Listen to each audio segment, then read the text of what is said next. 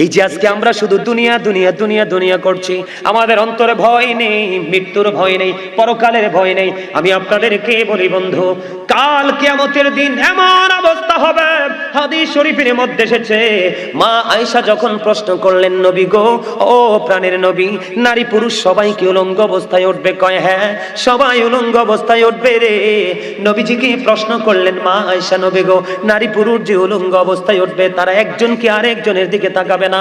এবার মা আয়েশা প্রশ্ন করতে দেরি রে, আমার নবীজি একটা ডাক দিয়ে বললেন, আয়েশা, এত ভয়ঙ্কর হবে রে পরকালটা, এত ভয়ঙ্কর হবে রে, এত বিপজ্জনক হবে, একটা নারী আরেকজনের দিকে তাকাইবার মতো কোনো সুযোগ থাকবে না। আপনারা তো জানেন না, আপনারা মনে করেন কবরটা বাড়ির আঙ্গিনায় মাত্র 3.5 হাত মাটির ঘর। আল্লাহর হাবিব বলেছেন, আল কবরু রাওজাতুম মির রিয়াদিল জান্নাতি আও হুফরাতুম মিন হুফারিন নার, কবরটা জান্নাতের একটা বাগান হবে, জাহান্নামের একটা গর্ত হবে। আপনি যেমন কর্ম করবেন আপনার কবর তেমন হবে, আপনি যেমন কর্ম করবেন আপনার কবর তেমন হবে। মনে করবেন না এই কবরটা মুমিনের জন্য হবে দৈর্ঘ্যে প্রস্থে 70 গুণ চওড়া, আর যারা আল্লাহ রাসূলের বিধান মানেনি তাদের কবরে যাওয়ার পরে গায়েব থেকে আওয়াজ আসবে, হাদিস শরীফের মধ্যে এসেছে, মাটি এমন ভাবে চাপ দিবে রে ও বন্ধু, একটা হাড়ের মধ্যে আর একটা হাড় ঢুকে যাবে। অন্য হাদিসের মধ্যে এসেছে 99টা সাপ থাকবে বরাদ্দ, কন্টিনিউই পাপি কি শুধু সবল মারতে থাকবে, পুরো শরীরটা বন্ধু বিষে একেবারে যন্ত্রণাদায়ক হয়ে যাবে। কিন্তু ওই সাপগুলো এত বিষাক্ত, একটা সাপ যদি পৃথিবীর দিকে তাকিয়ে যদি একটু নিঃশ্বাস পালায়, গোটা পৃথিবীর মাটি বন্ধু বিষাক্ত হয়ে যাবে।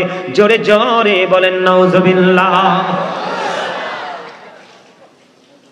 এই পৃথিবীর বুকে আপনি অপকর্ম করে টাকা দিয়ে, পয়সা দিয়ে, টেলিফোন দিয়ে ঢাকতে পারেন, কথা কয় না? টেলিফোনে হয়ে যায় না? আবার গোপনে যদি পকেটে দিয়ে দেন হয়ে যায় না?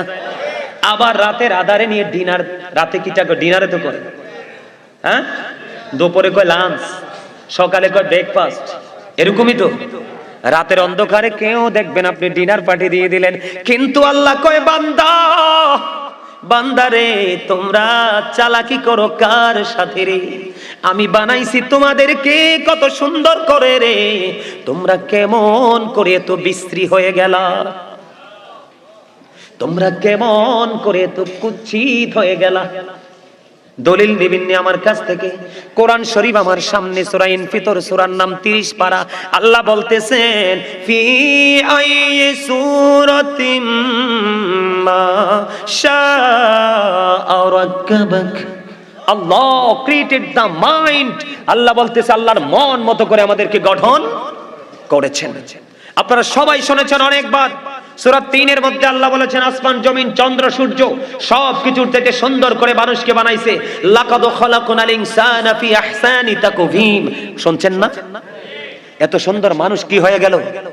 নষ্ট হয়ে গেল, পথভ্রষ্ট হয়ে গেল, জাহান্নামের একবারে ধার প্রান্তে চলে আসলো। কেন? এই আমার দিকে তাকান, সাবধান হয়ে যান। কোরআন শরীফে সূরা ইউনূসের 44 নম্বর আয়াতে আল্লাহ রাব্বুল আলামিন স্ট্রেইট ফরওয়ার্ড ভাবে বলে দিয়েছেন, ইন্নাল্লাহা লা ইয়াজলিমুন নাসা শাইয়্যা ওয়ালাকিন্নান নাসা আনফুসাহুম ইয়াজলিমুন। আল্লাহ রাব্বুল আলামিন বলেছেন, আল্লাহ আল্লাহর বান্দার উপর অত্যাচার করে না, বান্দা নিজেই নিজের উপর অত্যাচার করে। যাবেন কোথায়? আল্লাহ বলেছেন, আল্লাহু লা ইউহিব্বুজ জালিমিন। যারা অত্যাচারী, আল্লাহ বলেছেন আল্লাহ তাদেরকে পছন্দ করেন না, ভালোবাসেন না। আল্লাহ বলেছেন, ওমানিজ জালিমিনা মিন আনসার। আল্লাহ রাব্বুল আলামিন বলেছেন, জালেমরা, অত্যাচারীরা যখন কোনো বিপদে পড়বে, আল্লাহ রাব্বুল আলামিন তাদের জন্য কোনো সাহায্যকারী, কোনো হেল্পারও রাখে নাই। আওয়াজ তুলে বলেন না নাউজুবিল্লাহ। যাবেন কোথায়? পাপগুলো কি লুকায় রাখতে পারবেন? আরে কথা বলেন না, লুকায় রাখতে পারবেন? আবারও বলছি বন্ধু, একই ছোরা, কোরআন শরীফের 30 পারা সূরা ইনফিতর, আল্লাহ রাব্বুল আলামিন বলতেছে, ওয়া ইযাল কুবুরু বু'সিরাত আলিমাত নাফসুম মা কদ্দামাত ওয়া খারাজ। আল্লাহ রাব্বুল আলামিন বলে দিয়েছে, কবরটা যখন ওপেন হয়ে যাবে, উন্মোচিত হয়ে যাবে, তখন আপনারা আমরা প্রত্যেককেই বন্ধু জানতে পারবো, দেখতে পারবো। আপনার আমার সামনে প্র্যাকটিক্যাল থাকবে রে, কে কি করেছে আর কি করেনি।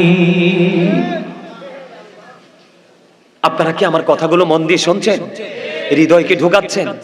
আপনারা বুঝেন নাই, আলেমরা বুঝতে পেরেছে। আমি আজকে হেডলাইন দিয়েছি কি জানেন? অত্যন্ত প্রেমময় একটা হেডলাইন দিয়েছি, কারণ আপনারা তো আমারই। আপনারা কার? আপনারা আল্লাহকে ভালোবাসেন না? রাসূলকে ভালোবাসেন না? আল্লাহর ওলিদেরকে ভালোবাসেন না? সাহাবাই কেরামদেরকে ভালোবাসেন না? তাহলে আমরা তো একই সুতোই গাঁথা। আপনারা আমার, আমি আপনাদের। আমাদের এটা একটা পরিবার। কি কথা ঠিক না বেঠিক? আমরা সবাই কি একই পরিবারের সদস্য? আমি যেখানে থাকি, আপনারা যেখানে থাকেন, আমাদের একটা পরিচয় আছে, আমরা মুসলমান। তাহলে আমরা একই পরিবারের সদস্য না? আমরা একই আওলাদ না? কথা বলেন, আমার দিকে তাকান। আমি আজকে হেডলাইন দিয়েছি কি জানেন? আমি আজকে হেডলাইন দিয়েছি ইয়া আইয়ুহাল্লাযীনা আমানু ও আনফুসাকুম ও আহলিকুম নার। আমার আজকে শিরোনাম হলো O believers, save yourself and your families from the fire. Allah রাব্বুল আলামিন বলেছে, ঈমানদারদেরকে ডেকে তুমি জাহান্নাম থেকে বাঁচো এবং তোমার পরিবারকে বাঁচাও। আমি আজকে এসেছি আপনাদেরকে বাঁচার রাস্তা দেখানোর জন্য। জোরে কন্যা সুবহানাল্লাহ। আচ্ছা, আপনারা কেউ কি এখানে কেউ কি আছেন যে জাহান্নাম চান?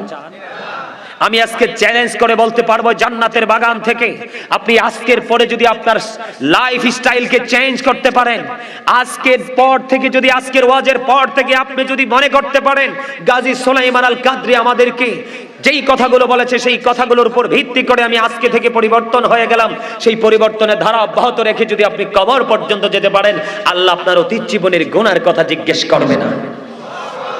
জোরে বলেন না সুবহানাল্লাহ।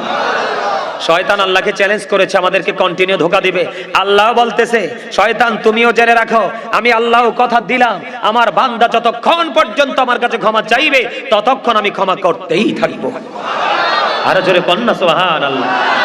আরেকটু মহাব্বতে আল্লাহর একটা মজার খবর দিছে, আপনারা ভয় পায়েন না। আল্লাহ অত্যন্ত দয়াময়, প্রেমময়। তার জন্য, তারপরে আমাদের জন্য দিয়েছে রাহমাতাল লিল আলামিন। আমরা প্রেমময় একজন নবী পেয়েছি। আমাদের জন্য সবচেয়ে বড় নিয়ামত, আমাদের ব্যারিস্টার হয়ে আল্লাহর আদালতে ওকালতি করে আমাদের ফয়সালা করবে জান্নাতের। কথা বলেন না কেন?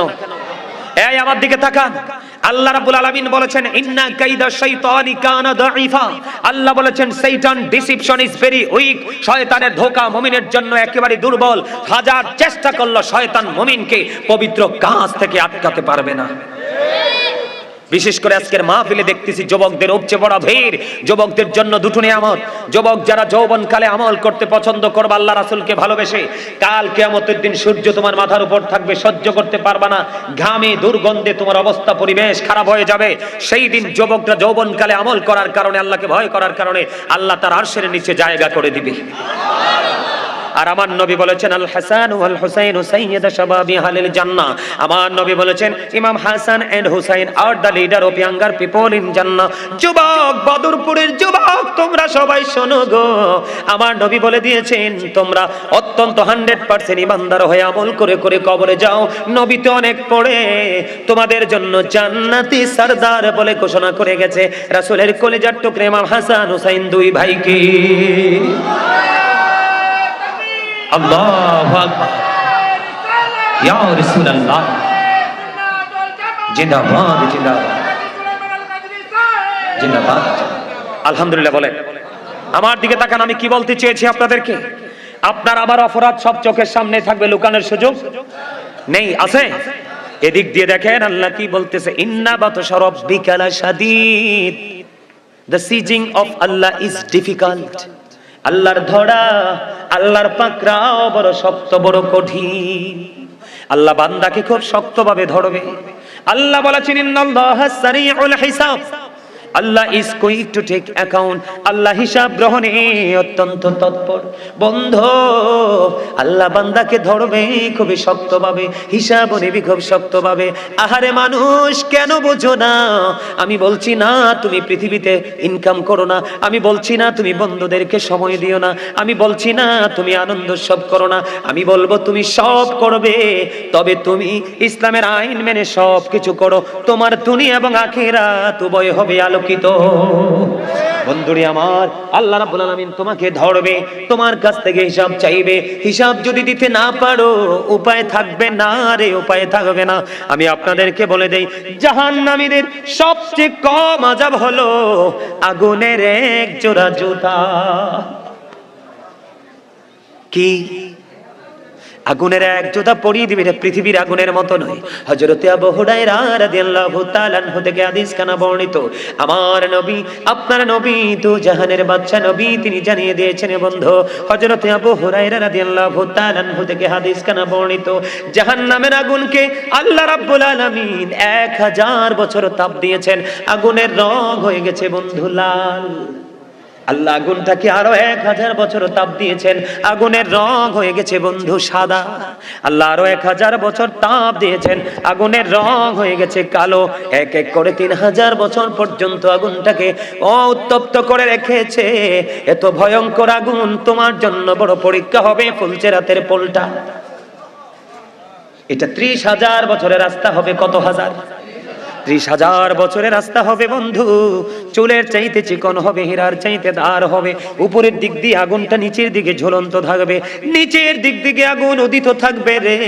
এত ভয়ঙ্কর পরিবেশ দিয়ে তোমাকে ফুলচেরাতের পোল তোমাকে অতিক্রম করতে হবে। তুমি ফুলচেরাতের পোলটা যদি বন্ধু পার হতে পারো, তাহলেই তুমি জান্নাতের সন্ধান পাবা। আর যদি পার হতে না পারো রে, এখান থেকেই তুমি জাহান্নামে নিক্ষেপ হয়ে যাবা।